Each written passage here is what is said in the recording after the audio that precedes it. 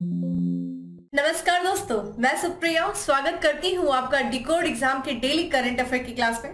दोस्तों, सबसे पहले आपको और आपके परिवार के सभी सदस्यों को डिकोड एग्जाम की तरफ से होली की हार्दिक शुभकामनाएं। आशा करती हूँ आप सभी लोग बहुत अच्छे से होंगे, स्वस्थ होंगे और अपनी तैयारी में जोर शोर से लगे होंगे। इसी के साथ आज की क्लास में हम 8 मार्च के करंट अफेयर को डिस्कस करेंगे। तो चलिए जल्दी से आप सभी लोग सेशन से जुड़ जाइए, सेशन को शेयर कर दें। और जैसा कि आप सब लोग को पता है, करंट अफेयर काफी ज्यादा इंपॉर्टेंट है और एग्जाम भी आप लोग का पास आ रहा होगा। तो चलिए, आज तो होली है, आज आप लोग बहुत एंजॉयमेंट डूबे होंगे, खूब एंजॉय कर रहे होंगे, कलर खेल रहे होंगे और फिर आज शाम को तो लोगों के घर जाना आना होगा। लेकिन कल से फिर से जो है अपने तैयारी में लग जाएगा, क्योंकि एग्जाम भी आप लोग के पास में है और प्रिपरेशन भी बहुत सारी चीजों का जो है हमें रिवीजन करना है। सिर्फ ना सिर्फ करंट अफेयर्स बल्कि सिलेबस इतना काफी ब्रॉड है, तो हर एक चीज को हमें ध्यान में रखते हुए चलना है। तो चलिए देर नहीं करेंगे, अपनी क्लास स्टार्ट करेंगे। उसके पहले कहना चाहूंगी जल्दी से चैनल को सब्सक्राइब कर लीजिए और बेल आइकन को प्रेस कर लीजिए। इससे आपको चैनल से रिलेटेड हर क्लास की वीडियो का प्रॉपर नोटिफिकेशन मिलेगा और आपकी कोई भी क्लास मिस नहीं होगी। चलिए स्टार्ट करते हैं हम अपनी क्लास को। और आज की क्लास में हमारा सबसे पहला क्वेश्चन है कि राष्ट्रपति द्रौपदी मुर्मू ने कहां से कैच द रेन अभियान की शुरुआत की है। ठीक है, तो कैच द रेन अभियान है जिसकी शुरुआत राष्ट्रपति जी के द्वारा की गई है। कहां से किया गया है दोस्तों? तो देश की राजधानी नई दिल्ली से किया गया है। ठीक है, तो यहाँ पे हम बात करें जो राष्ट्रपति द्रौपदी मुर्मू है, उन्होंने देखिए एक अभियान चलाया जाता है जल शक्ति अभियान। ठीक है, जल शक्ति अभियान, उसी अभियान के अंतर्गत एक अभियान चलाया जा रहा है कैच द रेन अभियान, यानी कि जो बरसात के जो पानी होते हैं, जो वर्षा का जल होता है, उसको संरक्षित करना। ठीक है, और इस अभियान की शुरुआत राष्ट्रपति जी के द्वारा कहां से की गई है दोस्तों? नई दिल्ली में किया गया है। ठीक है, उद्देश्य क्या है? जो हमारे पेयजल स्रोत है, ठीक है, उनको क्या करना? टिकाऊ बनाना। ठीक है, जितने भी हमारे स्रोत हैं जो पानी के, उनको टिकाऊ बनाना। ठीक है, अगर देखा जाए यहाँ पे, इसके साथ ही देखा जाए जो यहाँ पे स्वच्छ सुजल भारत है, उसके निर्माण में जिन महिलाओं ने योगदान दिया है, स्पेशली देखा जाए जिन महिलाओं ने अपने कार्यों के द्वारा जल संरक्षण में महत्वपूर्ण भूमिका निभाई है, उनको भी जो है राष्ट्रपति जी के द्वारा सम्मान से सम्मानित किया जाएगा। किससे? स्वच्छ सुजल शक्ति सम्मान से। ठीक है, तो ध्यान रखिएगा, ये जिन महिलाओं ने जल संरक्षण में के क्षेत्र में सक्रिय भूमिका निभाई है, अपना योगदान दिया है, उस योगदान को सम्मानित करने के लिए राष्ट्रपति जी के द्वारा उन महिलाओं को स्वच्छ सुजल शक्ति सम्मान से सम्मानित किया जाएगा। ठीक है, अगर हम बात करें जल शक्ति अभियान की, जो कि काफी इंपॉर्टेंट है, इसकी शुरुआत जो की गई थी 1 जुलाई 2019 को किया गया था। किस मंत्रालय के द्वारा? तो जल शक्ति मंत्रालय के अंतर्गत किया गया था। उद्देश्य क्या था इस अभियान का, इस मिशन का? तो देखिए जाए यहाँ पे जो पानी है, जिस कुछ ऐसे हमारे देश में कुछ ऐसे जिले हैं जो पानी की समस्याओं से जूझ रहे हैं, तो उन पानी की कमी को दूर करने के लिए, ठीक है, इस अभियान को देखा जाए तो 256 जिलों में शुरू किया गया था स्टार्टिंग में। तो कब शुरू किया गया था जल शक्ति अभियान? 1 जुलाई 2019 से को किया गया था। और जल शक्ति यानी कि ये जल की कमी से जूझ रहे जो है जिलों में एक तरीके से जल संचयन के लिए ये कार्य शुरू किया गया था। ठीक है, तो ध्यान रखिएगा कौन सा सम्मान दिया गया? स्वच्छ सुजल शक्ति सम्मान जो है राष्ट्रपति जी के द्वारा दिया गया उन महिलाओं को जिन्होंने जल संरक्षण के क्षेत्र में अपनी महत्वपूर्ण भूमिका, सक्रिय भूमिका निभाई है। चलिए अगले प्रश्न पे बढ़ते हैं और हमारा अगला प्रश्न स्पोर्ट्स से रिलेटेड है, लेकिन ध्यान रखिएगा ये स्टार क्वेश्चन है, काफी ज्यादा ये इंपॉर्टेंट है। अगला प्रश्न है हमारा कि महिला प्रीमियम लीग की शुरुआत कहाँ हुई है? तो ध्यान रखिएगा महिला प्रीमियम लीग की जो शुरुआत की गई है दोस्तों, जो कि पहली बार होने जा रहा है इसका आयोजन, और कहाँ किया गया है? तो ये मुंबई, महाराष्ट्र की जो कैपिटल है मुंबई में इसकी शुरुआत की गई है। आइए इसके बारे में हम बात करते हैं। तो देखिए ये जो महिला, जैसा कि आप लोग देखते होंगे इंडियन प्रीमियम लीग आईपीएल तो देख ही रहे होंगे, काफी लोकप्रिय आईपीएल, उसी की तर्ज पे जो है शुरू किया गया है महिला प्रीमियम लीग। ठीक है, वुमेन प्रीमियम लीग की शुरुआत की गई है। इसकी शुरुआत दोस्तों मुंबई से किया गया है। 4 मार्च को ये शुरू हो चुका है। ठीक है, तो जो ये पहली बार इसका आयोजन किया जा रहा है वुमेन प्रीमियम लीग का, WPL का, और ये नवी मुंबई में शुरू किया गया है। इसका जो आयोजन किया जा रहा है दोस्तों, जो इंडियन प्रीमियम लीग का आयोजन किया जाता है जिसके द्वारा उसे यानी कि BCCI के द्वारा, अगर हम देखें तो भारतीय क्रिकेट कंट्रोल बोर्ड के द्वारा जो है इसका आयोजन किया जा रहा है। ठीक है, तो इससे भारतीय क्रिकेट कंट्रोल बोर्ड ने लोकप्रिय इंडियन प्रीमियम लीग की तर्ज पर महिलाओं के लिए T20 फ्रेंचाइजी आधारित क्रिकेट लीग की शुरुआत की है।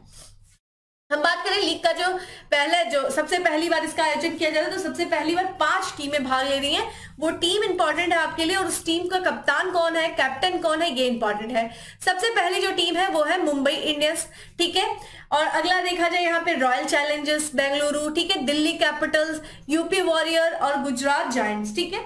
आइए हम देखते हैं टीम और उनके कप्तान के बारे में। बात करते हैं मुंबई इंडियंस की। तो मुंबई इंडियंस की कप्तान वही है जो इस समय महिला भारतीय टीम की कप्तान है, यानी कि हरमनप्रीत कौर, ठीक है। वही बात करें रॉयल चैलेंजर्स बेंगलुरु की स्मृति मंधाना, ठीक है। अगले जो है दिल्ली कैपिटल यहाँ पे मैग लेनिंग जो कि ऑस्ट्रेलियाई कप्तान है, ठीक है। वही बात करें गुजरात जायंट की, तो यहाँ पे जो है बेथ मुनी जो कि ऑस्ट्रेलियाई क्रिकेटर है ये। और यूपी वॉरियर्स की बात करें तो एलिसा हिली है जो कि ऑस्ट्रेलियाई विकेट कीपर है और साथ ही साथ बल्लेबाज है। जो मैच का पहला आयोजन किया गया है दोस्तों, ये 4 मार्च को शुरुआत की गई है। तो पहला जो मैच खेला गया था वो देखा जाए किन 2 टीमों के बीच में खेला गया था, तो मुंबई इंडियंस और गुजरात जायंट के बीच में खेला गया था। कहाँ खेला गया था, तो ये मुंबई में, ध्यान रखिएगा, स्टेडियम है जिसका नाम है DY पाटिल, ठीक है, DY पाटिल स्टेडियम, ठीक है। वहां पे इसका पहला मैच 4 मार्च को खेला गया था। अंतिम फाइनल मैच की बात करें दोस्तों, तो ये 26 मार्च को खेला जाएगा, जो कि मुंबई के ब्रेबोर्न स्टेडियम में खेला जाएगा टूर्नामेंट का अंतिम। ये स्टेडियम आपके लिए इंपॉर्टेंट है दोस्तों कि कहाँ पहला मैच खेला गया, पहला मैच किन के बीच में खेला गया, फिर उसके बाद जो है अगला मैच जो है जो फाइनल मैच है कहाँ खेला जाएगा, ये आपके लिए ध्यान में रखना है। फिर विजेता जब आएंगे, विजेता जब डिक्लेयर होगा, देखते हैं फाइनल में कौन जो है विनर होता है, तब हम वो सारी चीजें देखेंगे। यहाँ पे हमने बात किया हरमनप्रीत कौर की, जो कि मुंबई इंडियंस की कप्तान बनी है और प्रेजेंट में भारतीय टीम की भी कप्तान है। आप मुझे बताइए इनको जो है किसका ब्रांड एम्बेसडर बनाया गया है। आपसे मैंने कई बार ये बात किया है, तो बताइए किसके द्वारा जो है इनको ब्रांड एम्बेसडर बनाया गया है, किसका, तो आप मुझे कमेंट बॉक्स में बताइए। चलिए आते हैं हम अपने अगले प्रश्न की। हाल ही में चर्चा में रहा गुरुडोंगमार झील किस राज्य या केंद्र शासित प्रदेश में स्थित है। चलिए, ये बेहद खूबसूरत झील है, ठीक है, अपनी खूबसूरती के लिए प्रसिद्ध है गुरुडोंगमार झील। और ये जो झील है ये देखा जाए किस राज्य या केंद्र शासित प्रदेश में दोस्तों स्थित है, जो कि अभी हाल फिलहाल में चर्चा में थी। वीडियो को पॉज करके कमेंट बॉक्स में आंसर करने की कोशिश करिए दोस्तों। तो दोस्तों इसका जो करेक्ट आंसर है वो है सिक्किम, यानी कि डी, ठीक है। सिक्किम जो है वो गुरुडोंगमार झील यहाँ पे जो है स्थित है सिक्किम में। आइए इसके बारे में बात करते हैं। ये काफी ऊंचाई पर स्थित ये झील है। तो जो यहाँ पे देखा जाए तो ये गुरुडोंगमार झील सिक्किम का एक जिला है, मंगन जिला, ठीक है, जहां पे देखा जाए 17,800 फीट की ऊंचाई पर ये स्थित है। तो ये जो झील है ये देखा जाए जो सिक्किम में जो भारत और चीन की जो बाउंड्री है, जो सीमा है, उसी के करीब स्थित है। और भारत में जो सबसे ऊंची झीलों में से ये एक झील मानी जाती है गुरुडोंगमार झील, ठीक है। इस झील की बात किया जाए तो ये महान हिमालय में, ठीक है, ग्रेट हिमालय में स्थित है ये। और ये पवित्र स्थल माना जाता है ना सिर्फ बौद्धों के लिए बल्कि सिखों के लिए और हिंदुओं के लिए, ठीक है, सबके लिए पवित्र स्थल माना जाता है। ये स्टेटमेंट आपसे पूछा जा सकता है, ठीक है, तो ध्यान रखिएगा, बौद्ध, सिखों, हिंदुओं सबके लिए ये पवित्र स्थल माना जाता है। इस नाम का, यानी कि गुरुडोंगमार झील जो नाम पड़ा है वो देखा जाए एक गुरु थे जिनका नाम है पद्म संभव, जिनको माना जाता है कि तिब्बत बौद्ध धर्म के ये संस्थापक थे, ठीक है। और इन्हीं के द्वारा देखा जाए तो इस झील का नाम इनके पे नाम पड़ा है, ठीक है। गुरु पद्म संभव की बात किया जाए दोस्तों तो ये 8वीं शताब्दी में इस झील का इन्होंने दौरा किया था, ठीक है। और फिर इसके बाद अभी देखा जाए क्यों यह झील चर्चा में है, तो देखा जाए ये जो झील अभी चर्चा में वर्तमान में वो केंद्रीय जो वित्त और कॉर्पोरेट मामले की मंत्री है निर्मला सीतारमन, ठीक है, उन्होंने इस झील का दौरा किया था, ठीक है। कौन सी झील का, गुरुडोंगमार झील, जिस कारण से इस झील का जो है अभी हाल फिलहाल में चर्चा हो रही है। तो ध्यान रखिएगा गुरुडोंगमार झील, ये ज्योग्राफी से रिलेटेड जो है मैप बेस्ड क्वेश्चन बन सकते हैं, मैप से संबंधित, तो इसको थोड़ा सा ध्यान रखिएगा। चलिए अब बात करते हैं कुछ इंपॉर्टेंट झीलों के बारे में जो भारत में स्थित है और वो आपके एग्जाम में पूछी जाती हैं। सबसे पहला अगर आपसे कोई पूछ दे कि भारत की सबसे ऊंची झील कहाँ पे स्थित है दोस्तों, तो वो भी ध्यान रखिएगा, ये सिक्किम के ऊपरी भाग में स्थित है, 18,000 फीट की ऊंचाई पर ये स्थित है। क्या नाम है दोस्तों, तो चुलुहामू झील, ठीक है। तो चुलुहामू झील जो है ये भारत की सबसे ऊंची झील है जो कि सिक्किम में स्थित है, 18,000 फीट पे है। अगर आपसे पूछे कि भारत की सबसे बड़ी तटीय झील कौन सी है दोस्तों, तो चिल्का झील है, जो कि ध्यान रखिएगा ये तटीय झील के होने के साथ साथ सबसे बड़ी लैगून झील भी है, ठीक है, लैगून झील है सबसे बड़ी, ठीक है, भारत की सबसे बड़ी, उड़ीसा में स्थित है।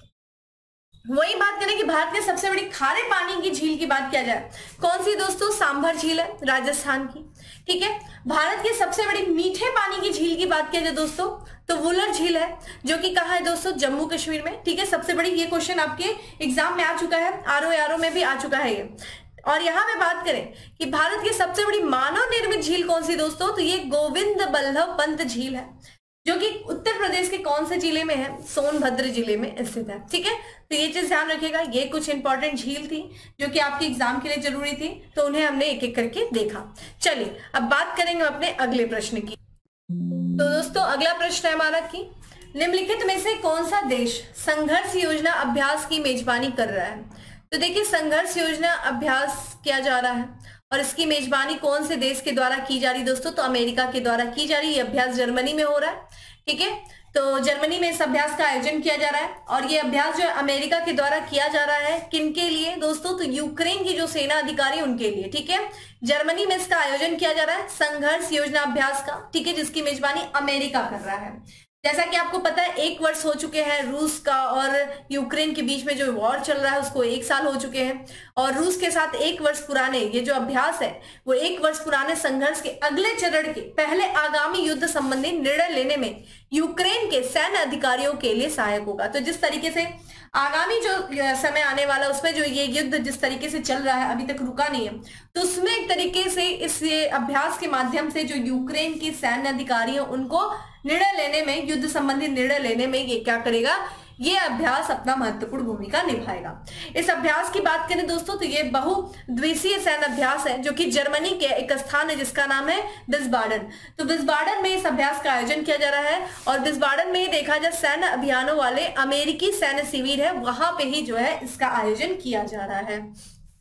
इस अभ्यास में देखा जाए तो यह अभ्यास जो है जर्मनी के विस्बाडन में अमेरिका सेना के बेस पर एक युद्ध खेला सुविधा यानी कि वॉर गेमिंग फैसिलिटी में किया जा रहा है। इस जैसा कि हमने बात किया कि जो युद्ध हो रहा है यूक्रेन और रशिया के बीच में उसको 1 साल हो चुके हैं, तो ये सैन्य अभ्यास जो है यूक्रेन पर रूस के हमले के 1 वर्ष पूरा होने के परिदृश्य में किया जा रहा है। और जैसा कि आपको पता है सबसे जो यूक्रेन पर आक्रमण हुआ था रूस ने किया था वो 24 फरवरी 2022 को किया था, ठीक है।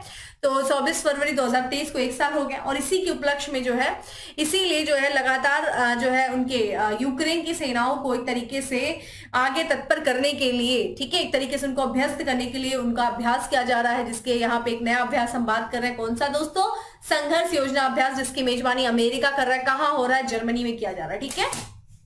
चलिए आइए कुछ हम यहाँ पे बात कर लेते हैं कुछ और भी इंपॉर्टेंट न्यूज जो कि आपके करंट के लिए जरूरी है। जैसे कि बीएसएफ यानी कि बॉर्डर सिक्योरिटी फोर्स ने भारत पाकिस्तान सीमा पर सुरक्षा बढ़ाने के लिए कौन सा ऑपरेशन चलाया था दोस्तों, तो ऑपरेशन मुक्ति अभ्यास का आयोजन किया। तो ऑपरेशन मुक्ति अभ्यास का आयोजन बीएसएफ के द्वारा किया गया था भारत पाकिस्तान की सीमा पर सुरक्षा बढ़ाने के लिए। वही बात करें भारतीय सेना ने पश्चिम बंगाल में सैन्य अभ्यास, ठीक है, त्रिशाकरी प्रहार, ठीक है, त्रिशाकरी प्रहार जो है ये भारतीय सेना ने पश्चिम बंगाल में ये सैन्य अभ्यास किया था। वही बात है भारतीय सेना ने लद्दाख में ऑपरेशन सद्भावना का आयोजन किया था। ऑपरेशन सद्भावना का आयोजन लद्दाख में किया गया था भारतीय सेना के द्वारा, ठीक है। तो ये कुछ अन्य भी अभ्यास के बारे में बात की जो कि भारतीय सेना के द्वारा या यहाँ पे कुछ फोर्सेस के द्वारा आयोजित किया गया था और आपके एग्जाम में पूछा जा सकता है, इसलिए हमने इसको भी रिवीजन किया। अब बात करते हैं दोस्तों अगले प्रश्न की कि युवा कार्यक्रम और खेल मंत्री अनुराग ठाकुर ने किस राज्य में युवा उत्सव भारत @2047 का शुभारंभ किया है। तो युवा उत्सव भारत @2044 का शुभारंभ जो कि युवा कार्यक्रम और खेल मंत्री के द्वारा किया गया है, कहाँ किया गया दोस्तों, तो ये पंजाब में किया गया है, ठीक है, पंजाब में। आइए इसके बारे में बात करते हैं। तो पंजाब में देखिए एक स्थान है रोपड़, ठीक है। तो रोपड़ में ये युवा उत्सव भारत @2047 का शुभारंभ किया गया है खेल मंत्री जी के द्वारा, ठीक है, अनुराग सिंह के द्वारा। बात करें इस कार्यक्रम की तो ये युवा कार्यक्रम और खेल मंत्रालय का नेहरू युवा केंद्र संगठन देश के सभी युवा में, ठीक है, देश के सभी जो जिलों में युवा उत्सव का आयोजन कर रहे हैं, ठीक है। तो ध्यान रखिएगा ये नेहरू युवा केंद्र संगठन है जो कि किसका है दोस्तों, मंत्रालय युवा कार्यक्रम और खेल मंत्रालय का, और ये देश के जितने भी जिले हैं उन जिलों में युवा उत्सव का आयोजन किया जा रहा है। इस आयोजन की बात करें दोस्तों तो ये मार्च में शुरू हुआ है और जून तक ये जारी रहेगा, ठीक है। इसमें जो बात किया जाए, इसमें देखा जाए इसके पहले चरण में देखा जाए तो ये जो है इस वर्ष मार्च तक, ठीक है, 31 मार्च तक देश में कितने जिलों में, ठीक है, आयोजित किया जा रहा है? तो 150 जिलों के जो स्कूल है, कॉलेजेस है, उसमें युवा महोत्सव का आयोजन किया जा रहा है। ये 3 स्तरों में आयोजित किया जाएगा, यानी कि ये देखा जाए जिला स्तर पे होगा, फिर राज्य स्तर पे होगा, फिर राष्ट्रीय स्तर पे होगा, ठीक है। तो इसकी जो शुरुआत की जाएगी दोस्तों, सबसे पहले वो जिला स्तर पे की जाएगी। तो जिला स्तर पे युवा महोत्सव की शुरुआत किया जाएगा, इसमें युवा जो है पार्टिसिपेट करेंगे और फिर इसके बाद जो विजेता होगा जिला स्तर पे वो जाकर के राज्य स्तर पे क्या करेगा, उत्सव पे भाग लेगा। फिर राज्य स्तर पर जो सभी कार्यक्रमों का जो विजेता होगा वो राष्ट्रीय स्तर के युवा उत्सव पे क्या करेगा, भाग लेगा, ठीक है। तो एक तरीके से आप देखें ये 3 स्तरों पे जो है इसका आयोजन किया जा रहा है। तो फाइनली रूप से जो विनर होगा दोस्तों, यानी कि राष्ट्रीय स्तर पर जो युवा उत्सव का आयोजन किया जाएगा वो अक्टूबर में किया जाएगा, ठीक है, तीसरे चौथे सप्ताह में, और ये दिल्ली में आयोजित किया जाएगा। इस साल की थीम की बात करें युवा उत्सव की, तो पंच प्रण जो है वो इसकी थीम है, ठीक है। तो दोस्तों ध्यान रखिएगा कहां पे आयोजित किया गया है युवा महोत्सव की शुरुआत जो की गई है पंजाब के रोपड़ से किया गया है, ठीक है। चलिए अब बात करते हैं दोस्तों हम अपने अगले प्रश्न की। खाड़ी क्षेत्र में आयोजित हो रहे हैं अंतरराष्ट्रीय समुद्री अभ्यास या फिर कटलेस एक्सप्रेस 2023 में कौन सी नौसेना जहाज भाग ले रही है? तो भारत की कौन सी नौसेना, यहां ध्यान रखिएगा कि भारत की कौन सी नौसेना जहाज इसमें भाग ले रही है दोस्तों। तो करेक्ट आंसर इज सी है, आईएनएस त्रिकंद जो है इसमें भाग ले रही है। ध्यान रखिएगा ये जो देखा जाए खाड़ी क्षेत्र में एक अंतरराष्ट्रीय समुद्री अभ्यास जिसका नाम है कटलेस एक्सप्रेस, ठीक है, एक्सप्रेस, इसका आयोजन किया जा रहा है, ठीक है। और ध्यान रखिएगा ये जो शुरुआत की गई थी इस अभ्यास की वो 26 फरवरी तक शुरू किया गया था। ये अभ्यास 16 मार्च तक चलेगा। और इस अभ्यास में देखिए भारत की कौन सी आईएनएस जो है भाग ले रही है, कौन सी जहाज, तो आईएनएस ठीक है त्रिकंद भाग ले रही है। त्रिकंद ये बहुत इंपॉर्टेंट है। देखा जाए इस अभ्यास की बात किया जाए बेसिकली ये 50 से अधिक जो देश है इसमें भाग ले रहे हैं। इतना ही नहीं, जो अंतरराष्ट्रीय समुद्री एजेंसियां जो है वो भी प्रतिभागी के रूप में जो है इस अभ्यास में जो है भाग ले रही है। इस अभ्यास के उद्देश्य की बात किया जाए, जो अभ्यास है ठीक है अंतरराष्ट्रीय समुद्री अभ्यास, इसका आयोजन किस उद्देश्य से किया जा रहा है, तो ध्यान रखिएगा समुद्री अभ्यास यानी कि समुद्र की सुरक्षा बढ़ाने के लिए किया जा रहा है। इतना ही नहीं, आपको पता है ट्रेड जो होता है वो सबसे ज्यादा समुद्र के मार्ग से होता है। तो जो रूट है ट्रेड का, समुद्री ट्रेड, ठीक है, उसमें क्या करना, उस रूट को सुरक्षा प्रदान करना, यानी कि समुद्री वाणिज्य के क्षेत्र में समुद्री लेन को क्या करना, सुरक्षित रखने के उद्देश्य से इस अभ्यास का आयोजन किया जा रहा है। बात करें इंटरनेशनल मैरीटाइम एक्सरसाइज की, तो ये विश्व के सबसे बड़े बहुराष्ट्रीय समुद्री अभ्यास में से एक है और पहली बार भारतीय नौसेना जो है इस अभ्यास में भाग ले रही है। और कौन सी देखा जाए यहाँ पे किसने भाग लिया, तो आईएनएस त्रिकंद ने, ठीक है। इससे पहले देखा जाए अगर हम आईएनएस त्रिकंद की बात करें तो नवंबर 2022 में आईएनएस त्रिकंद जो है वो सीएमएफ, ठीक है, के नेतृत्व वाले ऑपरेशन सी स्वार्ड 2 में भाग ली थी, ठीक है, इसके पहले। और अब किसमें भाग लिया दोस्तों, ये देखा जाए तो अंतरराष्ट्रीय समुद्री अभ्यास में इसने भाग लिया है जो कि खाड़ी क्षेत्र में आयोजित किया जा रहा है।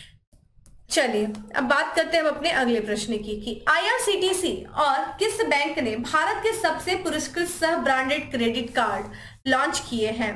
तो आईआरसीटीसी, यहाँ पे आईआरसीटीसी और किस बैंक ने किया है, भारत के सबसे पुरस्कृत सह ब्रांडेड क्रेडिट कार्ड लॉन्च किया है।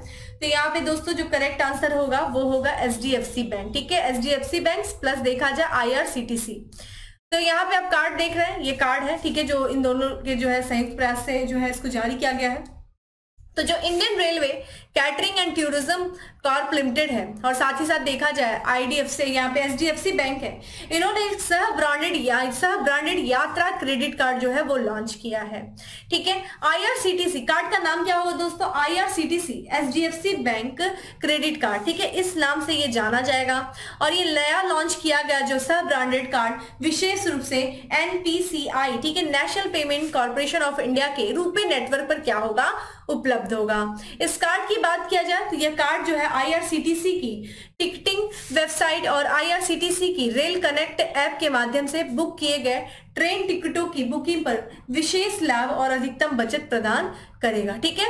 तो ध्यान रखिएगा आईआरसीटीसी ने, एचडीएफसी बैंक ने, इन दोनों ने मिल करके देखा जाए तो यहाँ पे जो है सब ब्रांडेड यात्रा क्रेडिट कार्ड लॉन्च किया है। चलिए अगला प्रश्न है हमारा कि केंद्र सरकार कहाँ नागरिक उड्डयन अनुसंधान संगठन की स्थापना करेगी। तो नागरिक उड्डयन अनुसंधान संगठन की स्थापना केंद्र सरकार के द्वारा कहाँ किया जाएगा दोस्तों, तो ये किया जाएगा दोस्तों हैदराबाद में, ठीक है, हैदराबाद में किया जा रहा है, तेलंगाना की कैपिटल। तो केंद्र सरकार जो है तेलंगाना की जो कैपिटल है हैदराबाद, वहां पे एक हवाई अड्डा, क्या नाम है, बेगमपेट हवाई अड्डा। पहले भी हम लोगों ने इसके बारे में चर्चा किया था। हवाई अड्डे से भी संबंधित प्रश्न आते हैं दोस्तों, कुछ हवाई अड्डे का नाम दे देगा, पूछेगा कहाँ है, किस राज्य में है, तो ये ध्यान रखेगा। तो बेगमपेट हवाई अड्डा तेलंगाना में, हैदराबाद में है। और यहीं पे देखा जाए केंद्र सरकार ने नागरिक उड्डयन अनुसंधान संगठन को स्थापित करने की योजना बनाई है। इस संगठन की बात किया दोस्तों तो ये नागरिक उड्डयन जो है भारतीय नागरिक उड्डयन क्षेत्र के तेज विकास के साथ तालमेल रखने के लिए अंतरराष्ट्रीय मानकों का क्या होगा, ये एक संगठन होगा। यहाँ पे ये जो नागरिक उड्डयन संगठन है, ये नागरिक उड्डयन में अत्याधुनिक प्रौद्योगिकी मानकों के द्वारा जो है के लिए एक द्वार खोलेगा। इसकी बात किया जाए यानी कि किसकी, नागरिक उड्डयन अनुसंधान संगठन की, तो ये जुलाई 2023 में परिचालन शुरू होने की इसकी उम्मीद है। ये स्वदेशी तकनीकों का भी निर्माण करेगा।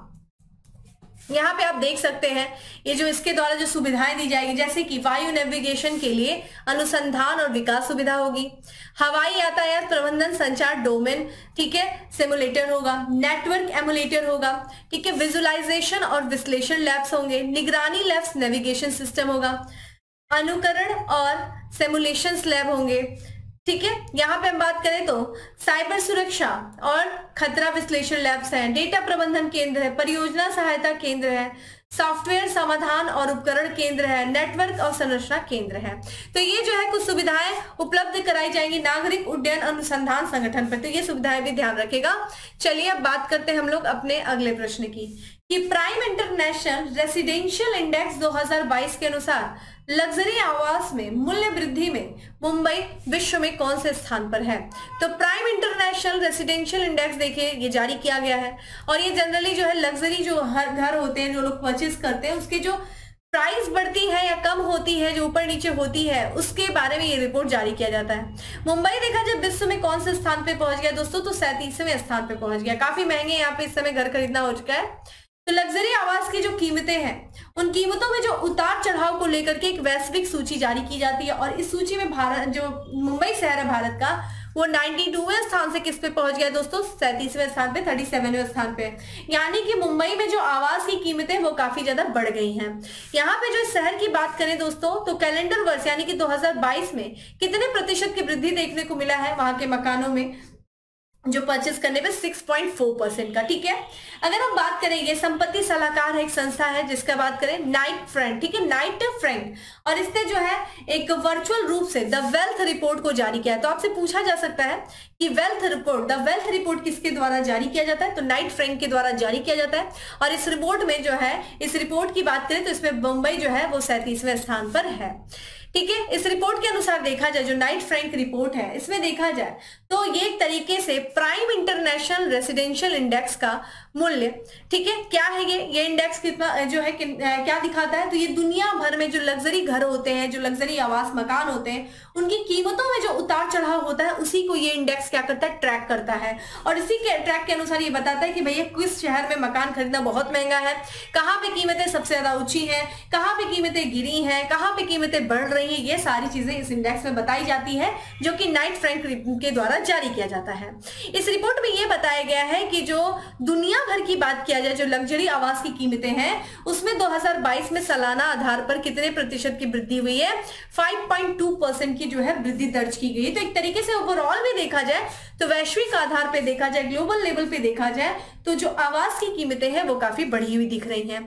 वहीं बेंगलुरु की बात किया जाए, कर्नाटक की कैपिटल बेंगलुरु, ठीक है, जहां पे देखा जाए तो यहाँ पे जो है संपत्ति, यहाँ पे भी संपत्ति की कीमतें बढ़ी हैं, तो 3% से बढ़ी है, जिससे शहर को जो है 2021 में कौन सा स्थान था, 91 स्थान था, 2022 में 63 स्थान पे वो पहुंच गया। तो भाई देखिए, बड़े शहरों में आप लोगों को घर वर लेना है तो जल्दी वल्दी ले लो, कीमतें लगातार बढ़ रही है, यानी कि डिमांड बहुत ज्यादा बढ़ रही है, लोगों की परचेसिंग पावर भी बढ़ रही है, तो जल्दी से लग जाओ, जल्दी से जॉब वॉब लो, अच्छे से सिटी उटी में जा करके घर वर खरीदो, ठीक है। देख रहे हो क्या रिपोर्ट जारी की जा रही है, तो ठीक है, तो ध्यान रखो इस बात का, इसलिए जल्दी से मेहनत करो, जल्दी से जॉब लीजिए आप लोग। चलिए इसके पहले यहाँ पे हम देख लें कि भाई दुनिया में सबसे महंगा क्या है, तो मोनाको जो है ये दुनिया में सबसे महंगे शहर के रूप में अपना शासन करा, सबसे महंगा शहर है। यहाँ पे ध्यान रखिएगा 1 बिलियन अमेरिकी डॉलर में जो है 17 वर्ग, ध्यान रखिएगा ये वर्ग है, वर्ग मीटर जगह मिलती है।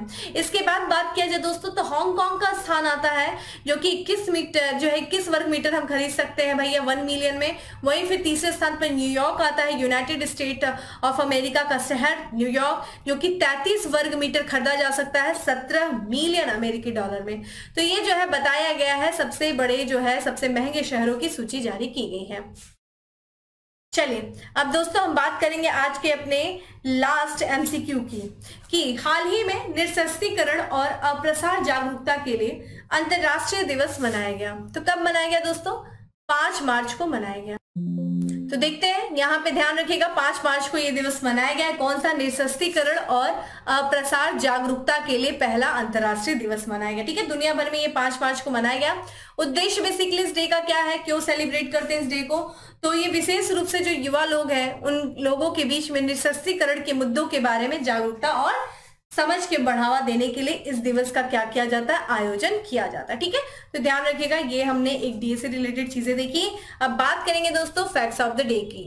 तो दोस्तों आज का हमारा सबसे पहला फैक्ट है कि भारत की अध्यक्षता में G20 देशों के विदेश मंत्रियों की बैठक आयोजित की गई है। कहां? नई दिल्ली में। ठीक है, वही बात करें एशियाई शतरंज महासंघ द्वारा प्लेयर ऑफ द ईयर 2023 दिया गया किसे? डी गुगेश को। ठीक है, अगला है लगातार दूसरी बार BCCI Indian sports women of the year award 2022 जीता किसने? मीराबाई चानू जो कि वेट लिफ्टर है। वही बात करें BCCI para sports women of the year किसने जीता है दोस्तों? भवानी पटेल ने। ठीक है, यहाँ पे भाविना पटेल ने, जो कि टेबल टेनिस से संबंधित है। और BCCI emerging player of the year award किसने जीता है? नीतू धनस ने। ठीक है, ये देखिए ये 2 बार रिपीट हो गया, कोई बात नहीं। अगला हम लोग देख लेते हैं कि विश्व मोटापा दिवस मनाया गया कब दोस्तों? ये 4 मार्च को मनाया गया है। थीम क्या थी? बदलते परिप्रेक्ष्य, चलो मोटापे के बारे में बात करते हैं। तो ये इस साल की थीम थी। वहीं देखा जाए मध्य प्रदेश का एक और नया जिला बना है, 53वां जिला। क्या नाम है? तहसील। यहाँ पे जो मऊगंज है जो कि रीवा जिले का तहसील था, ये देखा जाए वहां का मध्य प्रदेश का ये नया जिला बन गया है। तो दोस्तों ये था आज का हमारा करंट अफेयर। ठीक है, उम्मीद करती हूँ चीजें आपको अच्छी लगी होंगी। अच्छी लगी है तो लाइक करिए, शेयर करिए, और बाकी डेली करंट अफेयर की जो पीडीएफ है वो टेलीग्राम ग्रुप पे आपका उसको जो है मिल जाएगा। लिंक डिस्क्रिप्शन बॉक्स में दिया हुआ है, जाइए डाउनलोड करिए, अपनी शॉर्ट नोट्स बनाइए। बाकी फिर मिलेंगे अपने अगले सेशन में, तब तक के लिए bye, have a good day, stay safe and stay happy.